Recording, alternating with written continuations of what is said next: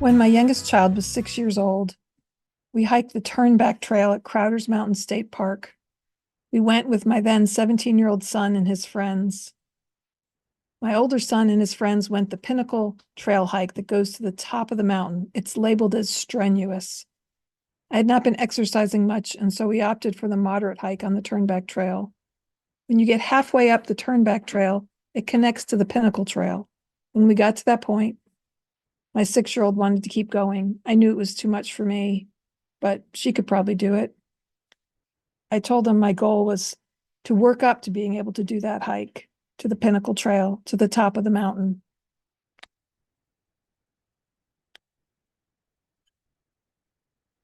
Several months later, we made a plan. We were going to hike the mountain. We realized when I got there that I had forgotten my hiking stick. We had left the house and I realized it. And I asked my child, should we go back and get it or trust that we can find a good stick when we get there? And she replied, trust we can find a stick. And so I trusted. My daughter found me a stick to use at the start of the trail, and off we went. It was 2 p.m. We hiked and talked and listened to some music to motivate me on the climb up. It was a rocky path, and yet with my hiking boots and my stick, I was doing good. We went a long way with no signs to tell us how far to go. It was 2.2 miles to the top, and the sign said 2 hours round trip. I figured it might take us a little longer to do the hike. We stopped as we needed, ate snacks, and drank water. I drank a total of 4 bottles of water on the way up to the mountain. We came to the point where the Turnback Trail heads back down the mountain, and at that point it was 1.5 miles to the top. Tom Petty sang I Won't Back Down on my iPhone as we hiked.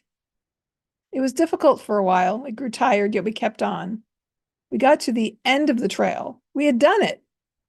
My daughter said, this is disappointing. There's no great view. We had made it. We got to the end of the Pinnacle Trail. I texted my son, who was at work, who had wished he could have joined us today. He said, did you go up the rocks past the warning sign? Yeah. Oh, I asked him, did you go up the rocks? He said, yeah, don't stop there. And I said, what?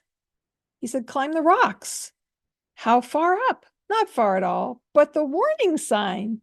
You'll want to see that. The best part, all parks have that. It's not dangerous. There should be a semi-obvious place where it goes up.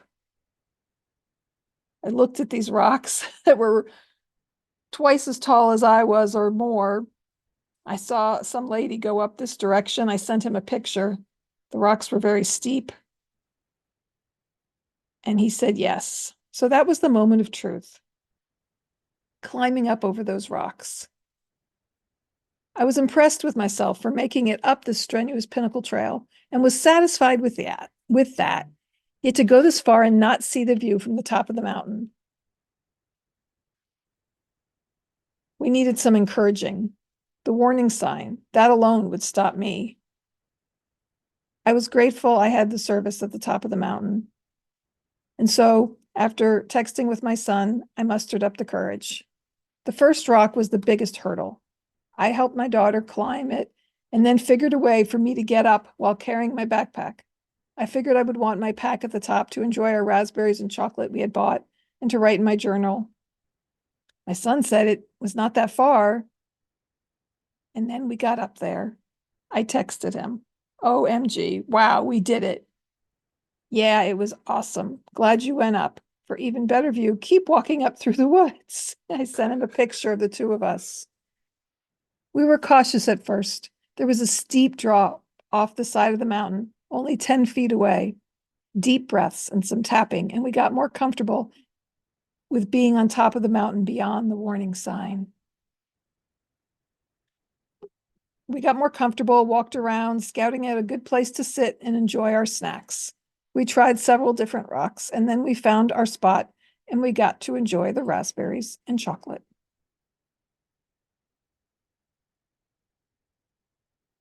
I texted again with my son, and he said, looks like you're having fun. Wish I could have joined. My daughter and I overcame many fears and enjoyed ourselves at the top of the mountain. It was 4 p.m. when we got to the top, 2 hours after starting out. It was almost 5 when I decided we need to head back down. My daughter didn't want to leave. I had had her bring her gratitude journal and was so grateful for the moment when we sat at the top of the mountain, both writing in our journals. My son texted me, "Are you guys still at the top?" And I said, "How late are you at work?" "Yes, we are." He says, "I'm off in 15. I replied, "Waiting for our helicopter to bring us down." He replied, "I'll be right on that." I asked, "Can you come via helicopter?" I joked and realized we would need to hike back down, but I felt so empowered for making it this far. I wasn't really that worried about the trip down. Somehow the inner voice in me knew that a helicopter down was a really good idea. But yet we made it down the mountain. Well, hello. This is Don. And this is Gina. And this is podcast number 106. And today we're talking about you had the theme, so what are we talking? Home. Home. Okay. There's no place like home. I'm clicking my feet together right now. There's no place like home. This is podcast number 106. I always said that. And we'll pause a moment for our sponsor.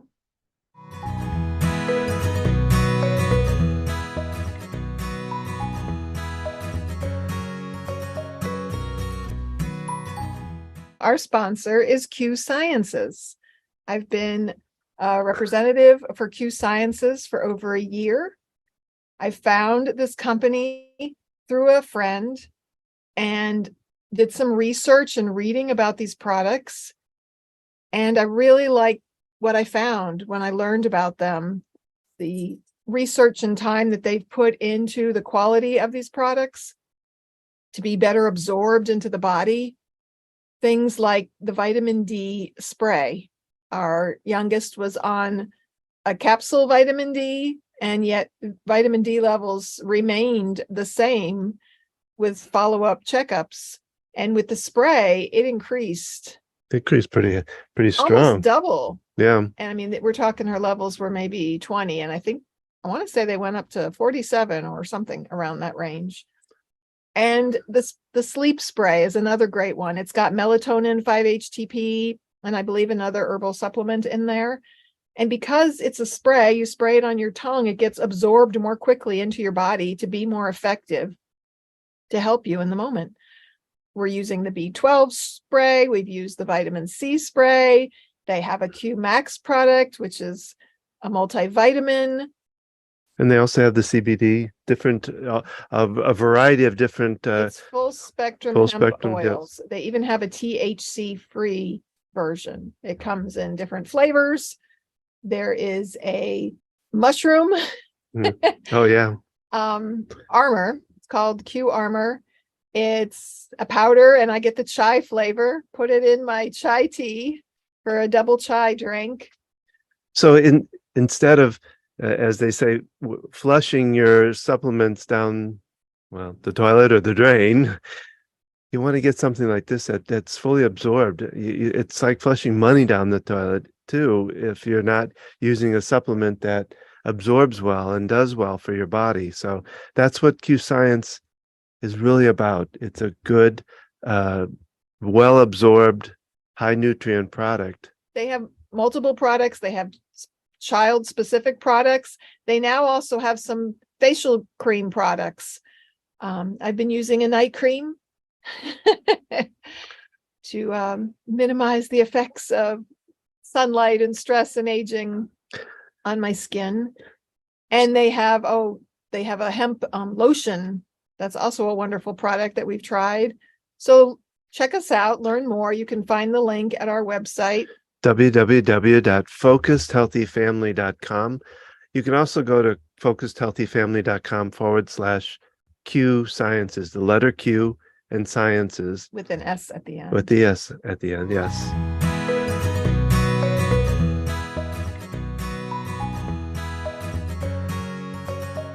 So we're back.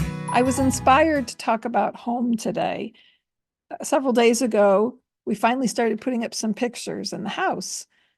We'd been in for 4 or 5 months now.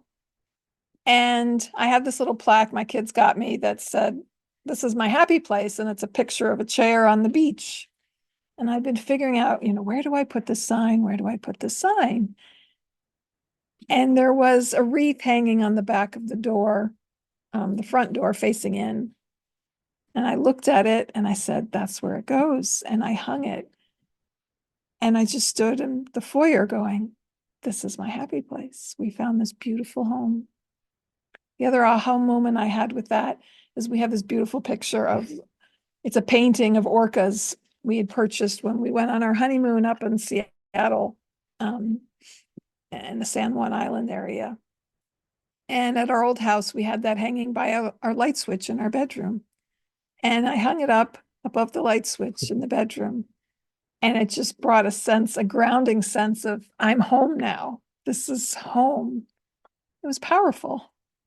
So I began thinking about the word home and looking up different things about home and what home means.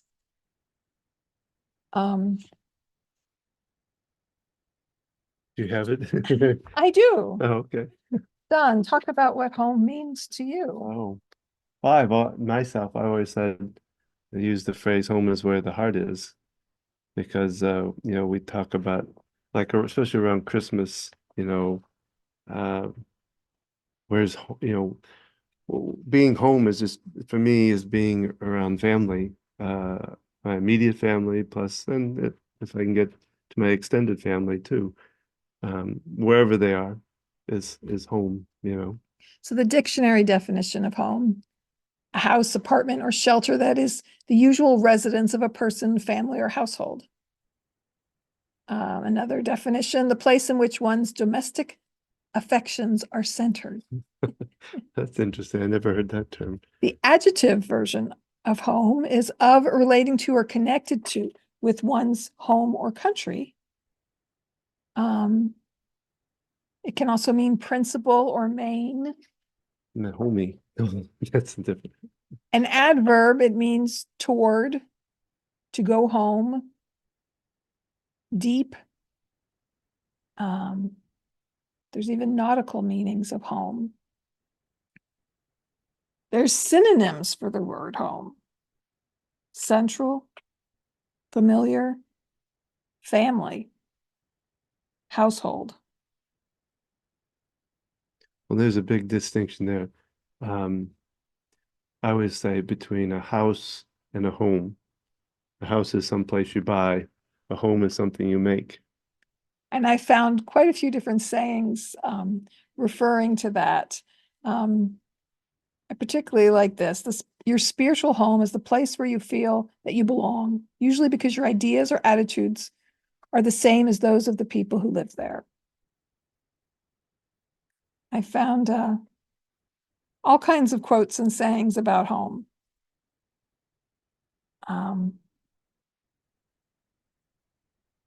Ellie Rodriguez said, "The light is what guides you home. The warmth is what keeps you there."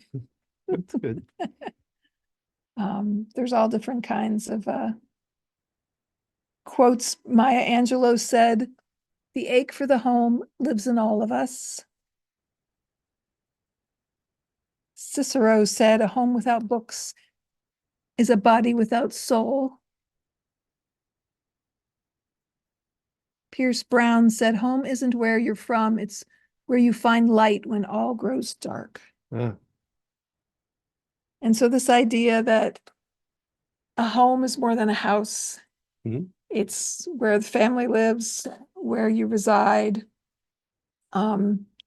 It's your anchor.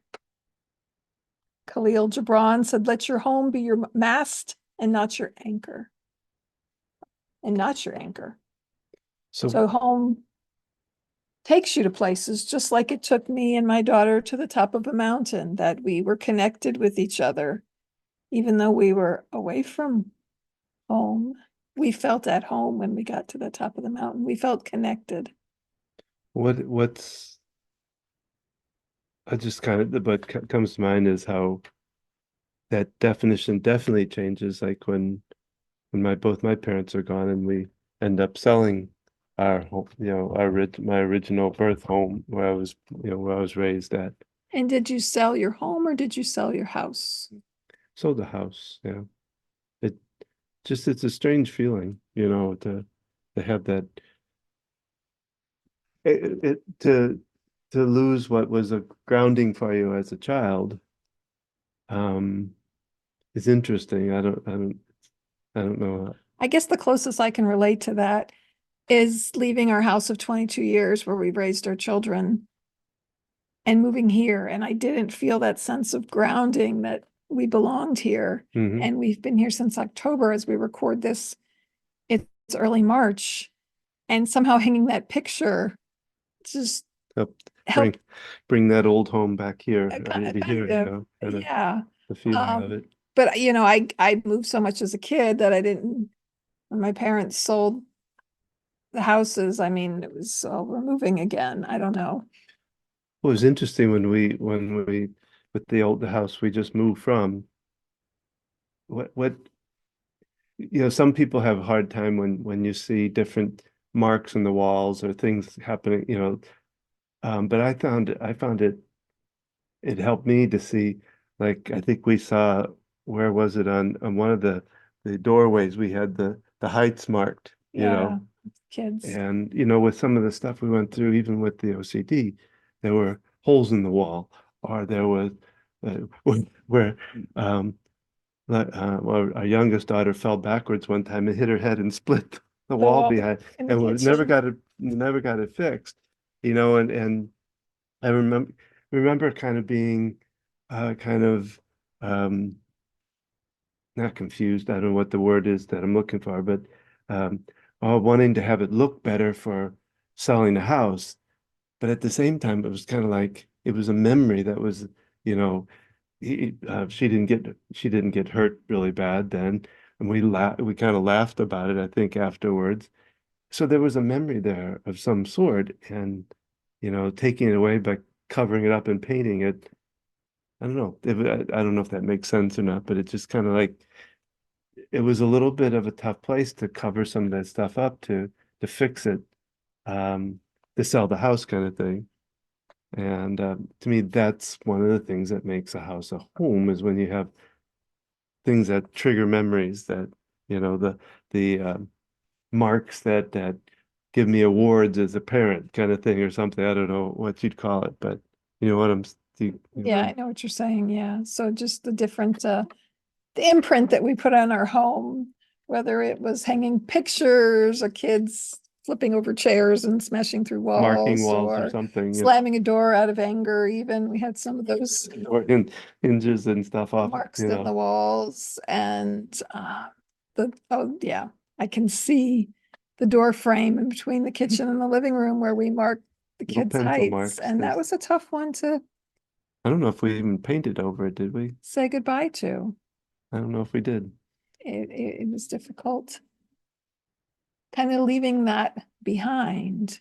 And yet, we cleared out some clutter before we left and, wanting to keep those things that really meant something to us. And just going through all of our items was a way of reliving memories. And it was great when we were able to do it all together. And I went through games and I was taking pictures and sending them to the kids.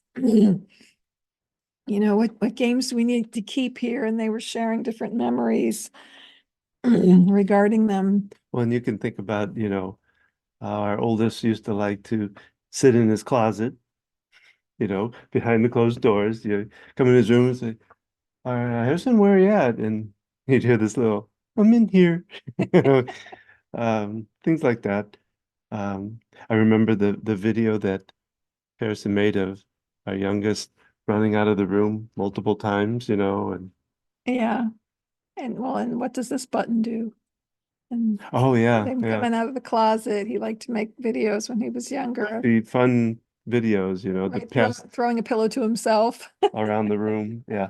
So yeah, that's what makes it the home. just having all those memories and just the growth that we did. We moved there. We had a 3.5-year-old child, and we left there with that child grown, living on his own. Our middle child living on her own, And our youngest and born a there. 14-year-old child. That's that right there is just a big part that made that house a home. So our third child, I decided to have a home birth. I decided to just jump all in and got a midwife, and that I felt confident with. She had had her own children. She had even given birth in the hospital. She had, goodness, she had 6 or 7 children at least. And I trusted her. I knew other people that had used her. And that experience of being at home when bringing a new life into the world and having the comfort of your own bed. And yeah, that's a powerful memory that we had in that house. And Were you just talking about the room with where we had all the beds? Is that just talking about the birth. okay? Yeah, it made me think of when we all When camped out in one room for quite a long time. so our son had his own room, and then his sister came along, the second child, and she was sleeping. We kind of put the crib up against the bed, and he's like, wait a minute, you guys are all in that room and I'm alone.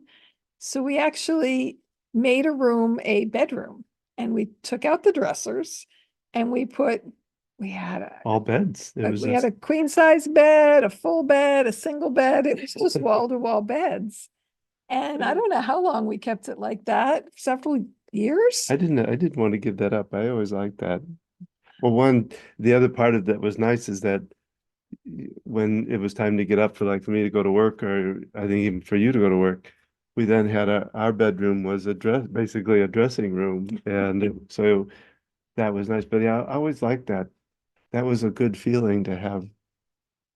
It just felt good to have everybody in one place. It felt safe, and I don't know, just felt comforting to me at the time. I remember when we started breaking it back up, I'm like, do we really need to? Yeah, well, our daughter wanted her own room, and it was time. Her son was getting older, and Yeah. it was time to move forward. Yet, yeah, it was a really special time that we had. I kind of remember setting the beds up in there, and I don't have a lot of specific memories. I remember though with our middle child of doing this and then laying her down in one bed earlier than anybody else. We didn't have it set up like that when she was an infant. We didn't. No, Oh, we didn't do that till later. I must be thinking. Um, Maybe I'm thinking of our youngest. Who knows? we no, because we didn't have the beds all like that with the youngest, but so home memories of the past, making a house your own and deciding. For me, putting the pictures on walls was like, okay, I want to get it right. I want it to look nice. This house is very pretty. It's got even pretty colors on the walls. Everything's in good order. There aren't big dents in the walls and scrapes and scratches. And I was a little intimidated about where do we put our pictures. And yet we've even put some in our studio here. I'm looking You can at. see the one back here that I got because I was always loved hot air balloons. Did you get that one when you went to? I didn't go. This is the festival in New Mexico. I wanted to go. I never went Oh, to. okay. It's just a It's picture the of. largest hot air balloon festival in the world. And but I used to go in St. Louis. They had a smaller version of it down by the arch. And and you and I used to go up, remember, up to the one Statesville. Yeah. Um, So but yeah, I found that. I bought that one. I just loved the picture of it and had it framed, and it fits beautifully right here. I think it kind of blends well.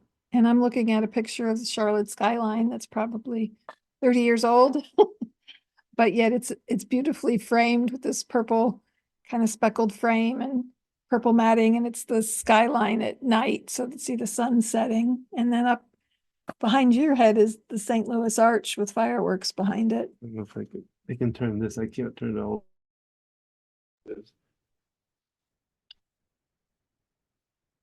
What? Oh, didn't mean. Getting microphone warnings as we move the computer around. Look here, so I'll make sure. Now we're back rolling. So making it our home, making it feel ours. Our daughters have the loft space upstairs that connects their bedrooms, and they've now got a couch and a TV, and it's neat to hear them laughing and talking and watching shows together up there. And they even have that kind of overhead bunk bed yeah, there's a loft bed that they assembled up with a there. desk underneath it, so they have quite a nice little living space up there, I think, anyway. Yeah. And we're kind of starting new and fresh coming here, and it got me thinking about, what does home mean? What does that mean as far as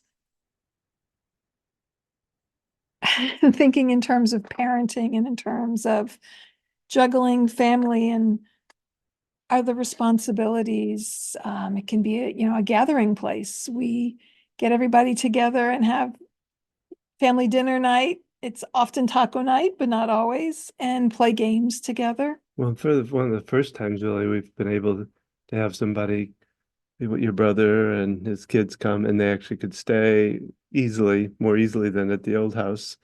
So that was nice. And we still haven't gotten your parents up here. I don't know.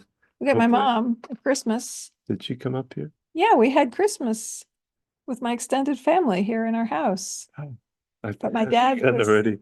was in the hospital or in rehab at the Rehab, time. yeah, So that's right. he That's hasn't right. been here yet. Yeah. So yeah, we're creating memories, creating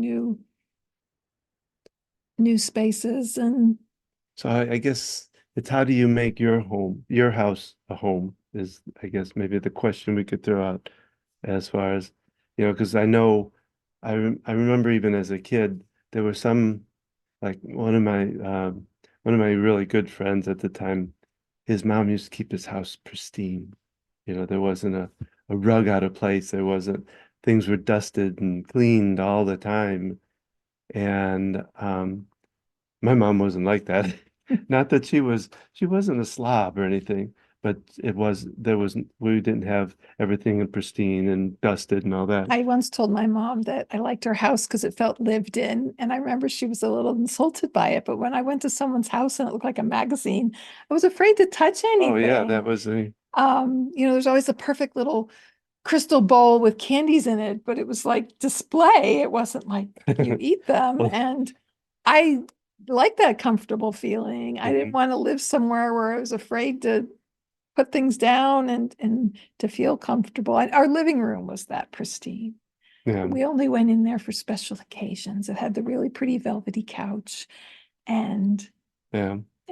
we didn't go in there very much. It was I don't, we had a separate living room than family room yeah, in most of the houses I lived in growing up. Yeah, because in Ohio it was a white carpet, and our dog was not allowed on the carpet. He used to lay on the hall floor and put his head on the carpet. yeah. That's how our dog wasn't allowed into the rugged or carpeted areas either, and You had a front formal dining room and back that family room that that but that was when by the time you saw it, when before dad passed away, it was still a dining room, but it wasn't. But I mean, our furniture was pretty beat up, and it was after dad passed and mom was working that she put in carpeting and central air and new furniture and things like that. So it looked a lot more pristine and it clean, just I means guess. that you had two separate Yeah, living we had we had a areas. big family room that was Yeah. added on when I don't know, I was a teenager, I think. We had back room. So our house was pretty small. But this friend, you talk about candy dishes. Oh my God. His mom was like a candyaholic, I think, because everywhere you turn, there'd be little candy dishes. And oh, it was great. I mean, I loved it because it was like you didn't have to go far and you could find, there was little Hershey candy bars and M&Ms and all over, and both upstairs and downstairs. And so there was treats within every inch of where you wanted to go. There was some kind of treat.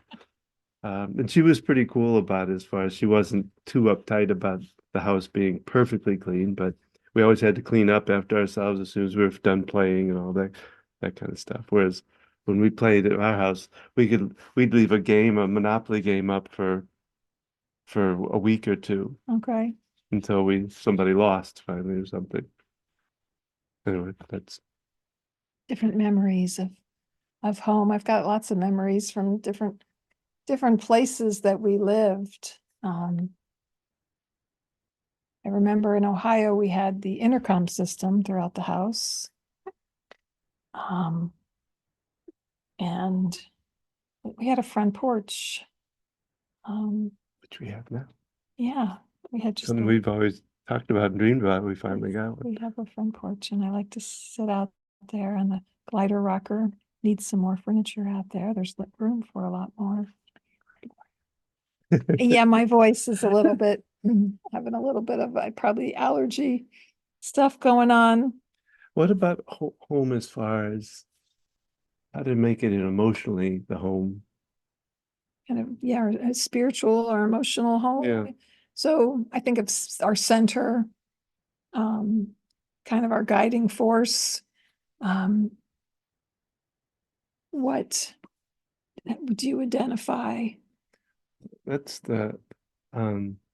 well, that was what I was thinking about is, because we talk about, and what we're doing is we're talking about bringing down anxiety, talk about communication and building a relationship. And I think it's about your relationship with your kids and your family Well, helps in that making of a home. and your relationship with yourself.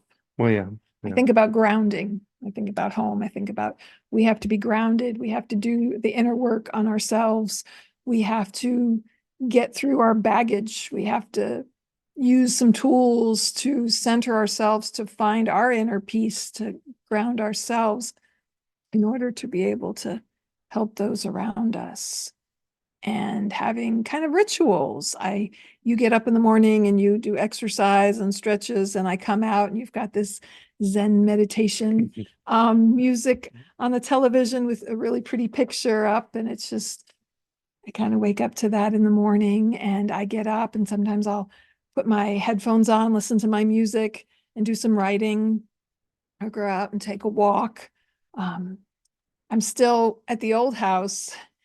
It was a neighborhood that still had empty lots. And so they were building, and it was just this intertwining mix of this neighborhood with dirt paths where trees had grown over. And so I could walk through it in the morning and have this little kind of passageway through the woods of peace and things. And when I walk here, it's this small little neighborhood with sidewalks and pretty little houses and manicured yards. Yet I'm not having that experience. The other house, we were right next to a church that had a big circle driveway. Oh, yeah. And I would go up there and walk, and the vultures hovered between the tall tower and the top of the church roof. And the busy highway was right there. And also there were trees around and the railroad tracks. So I kind of had this extended place that I could go walk. And so now I'm feeling a little tied in here because I could get those places without getting in the car. We have lots of parks around us here, yet it's getting into a car to get there. Yeah. That's one thing I wished we would have been near a greenway or somewhere could easily access walking. And yet. Well, it could be worse. Remember that house by the highway? No. The house where we were right there. The highway was so noisy, and it ran in the backyard. Yes. The other thing I'm thinking about is like what I'm put this out here too, as far when you have to make the home with multi-generational. Mm-hmm. We talked about that what that's like, and in our last podcast, we talked about, bringing mom home, or oh yeah, what that entails, and different, because that's bringing a different generation, and they've been living on their own for a long time, and how do you blend that and make it take your kind of energy or how you've developed your home and how they've developed their home, and how do you bring it together so that it's comfortable, or Right. I that- have a friend whose their mom lived with them for the longest time. And yeah, I don't know how they kind of established that. You see other families who have an extended family member. There's other cultures where it's kind of normal to have cousins or other people living in the home, grandparents, extended family members residing all together under one roof. well, actually, that's one of the things I've done talks on, is that our economy right now and the kind of the world is kind of pushing that back into place, because sometimes the kids can't afford to move out, or that, the grandparents can't afford to live on their own anymore, or something like that. And so it's almost kind of a forced situation, which makes it even more vital to be able to try to make those energies come together and blend together in a good way. Yeah, because I know I worked with people who they built a house and they built on the grandma suite or the other place. Sometimes it's a separate building on the property, but often it's a house that has kind of a separate little apartment that's easily accessible, but also has a little kitchen. And I know after we moved and our son was looking at buying a house, we joked about if we'd taken the money he spent on his house, the money we spent on our house, together, it was, and we looked at these $600,000 houses. That was huge, and joked about each having half of the house. And at the same time, you could look on his face and say, I'm not sure about that, And it's just a fine. matter of our culture and then Yeah, we're not used to it. what our expectations are and how we live. And yet it can be so different for different people in different parts of the world and other countries, and just within our country, other cultures. And Well, I remember with my grandmother, my mother's mother, the last years of her life, my aunts and uncles. I don't know if this was to me it was a little bit cruel in a way, but she'd stay at each house for like 2 months and then move on to and move around and move around and move around and move. I mean, just constant. I felt kind of sorry for her, because I know she was not one. She didn't like coming to our house because we lived in the city, and she lived out basically on a farm in a farming kind of community. So it was very different, and she was not real happy about it. Like I said, I always felt kind of bad for her she was moving around because and she couldn't living with afford each of her living on her different own. children. Yeah, and I mean, she had 6 kids, so talk about bouncing around. So there's all these kind of things to think about in how you really make your house a home, and what's involved with that. Do you have, grandparents that are having to move back, parents that are moving back in, children that are moving back in? We've experienced that ourselves, moving back in, and it takes some adjustment, but I like having them back in here. Enjoy having my kids around. Yeah, we have when our middle child moved back to the house. I just think about some movies and like rewatching Friends, and they go to Rachel's childhood home, and her bedroom still looks like it did when she grew up there. And I've seen that theme in other movies, which is amusing to me because after I moved out from college, I went home and my mom had changed the bedroom around. She She had sold stuff. she had put a double bed in there and knew uh, maybe there was some similar furniture. Um, but it's funny. We all do things differently. And Mhm. I mean, your house, I always got a kick out of it that you told me that when you were growing up, that you guys had the main bedroom because Mhm. there were 4 boys. Well, and it isn't, the houses weren't like they are now, as far as that the main bedroom didn't have a bathroom on it. So we had one bathroom in the whole house. Oh, that's right. And so the main bedroom wasn't, It was the it was larger just bedroom. larger It than the was others, but significantly larger. wasn't that much different as far as uh, it was a basic room with a closet. We had a larger closet, yeah. But yeah, we had two sets of bunk beds with all four of us, the boys in there, and then a set of bunk beds in the smallest room was my two sisters lived in. Which was a pretty small room now that I'm Oh yeah, it's tiny. I mean, it's Probably actually about the size of this little studio area we have here, which is amazing how we, but that wasn't that everybody in the neighborhood was in the same. There were no big like mansions in our neighborhood. They were all because I think back in they bought that in the 50s, and they were pretty much manufacturing all houses pretty much the same kind of. You didn't have as much of the Well, bigger houses. in your neighborhood and your parents and their income level, there are plenty of bigger houses. Yeah, but there was a around. lot of these basics though, because Yeah, my grandparents' house was similar. It was a little Cape Cod.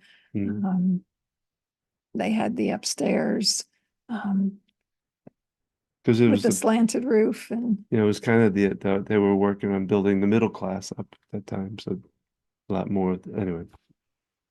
But yeah, we have about one bathroom with 6 kids, that was and a bit, I mean 900 square feet house mhm. until we built a room on the Well, you back. did So, have the basement. yeah, basement. And my grandparents added a shower in the basement. We did too. I remember my grandmother showering us, like she would like soap us all up and then rinse us in the shower. I have a memory, probably just me and my sister, Yeah. of my grandmother doing that. I don't know how old we were, but Well, initially we used to have this. Dad had a hose, like a garden hose, draped over a wire that he hung up there with a shower head that hang, and that was their shower. was it warm water? Yeah, because it was hooked up to the one of the faucets. Yeah. And then I mean later on, I don't know, that probably when I was a teenager, we got a shower stall in there, but otherwise it was just.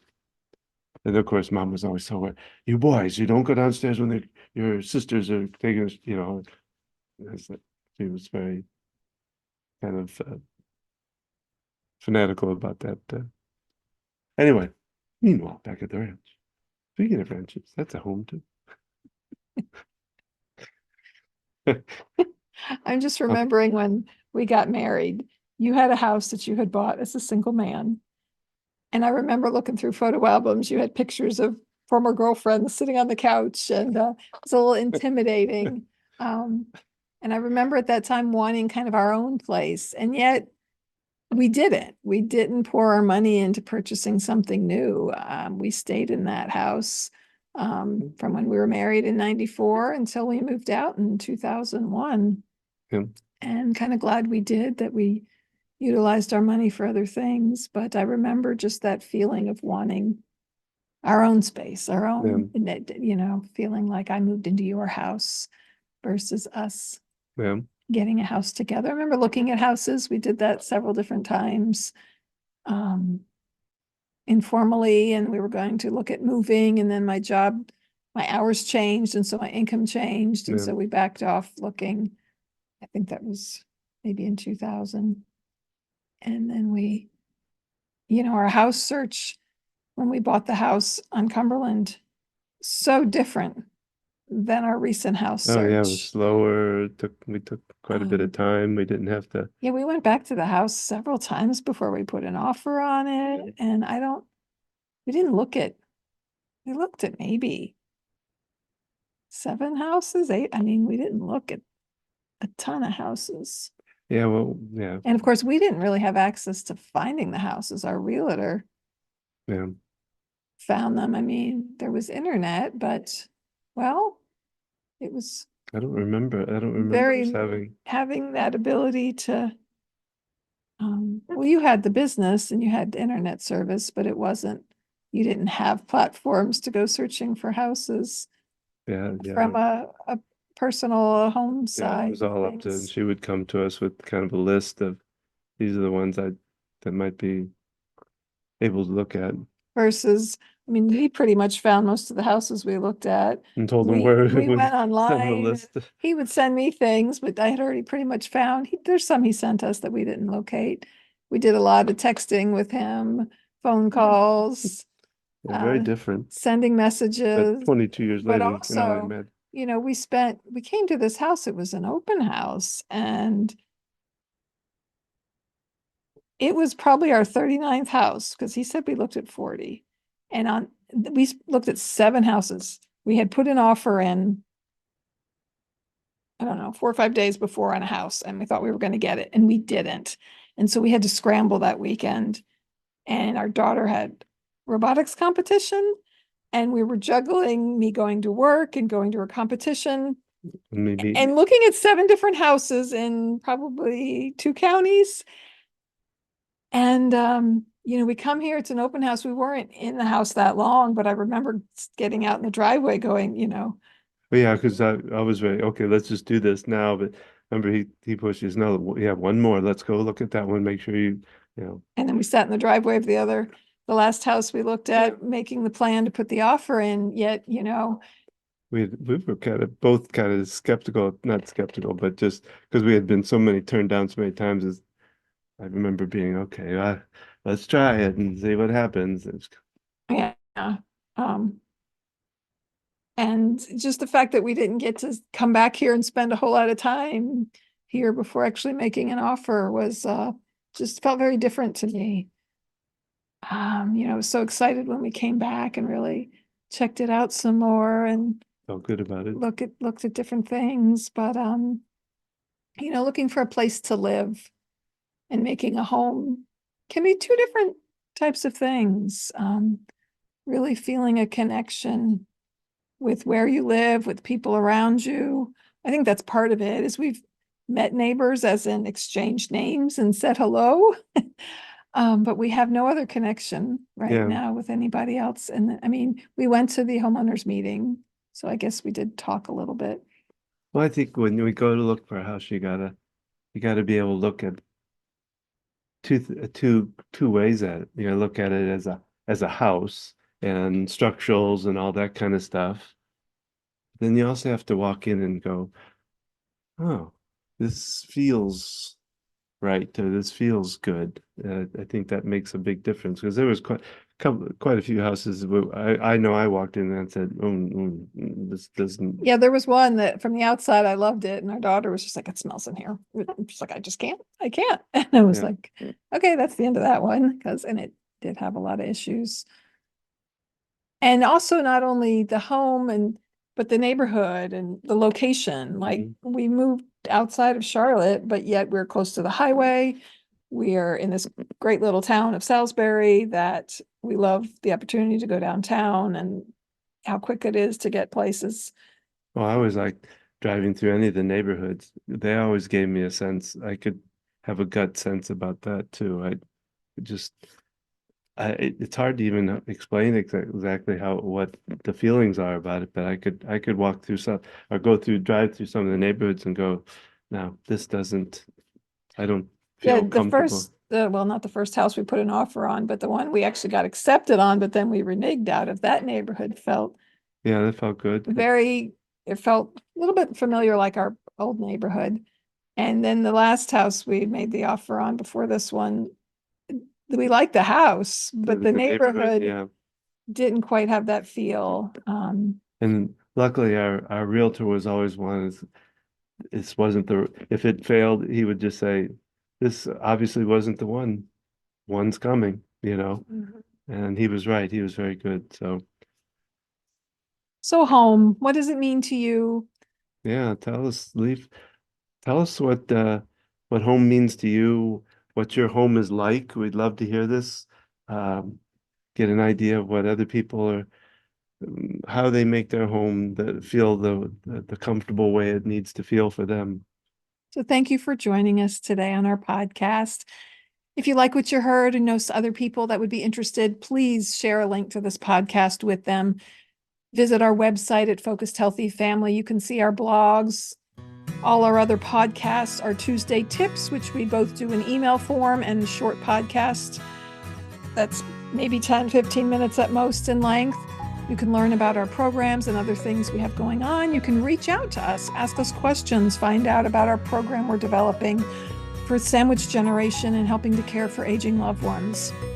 And remember, how you speak to your children and others shapes their future and yours.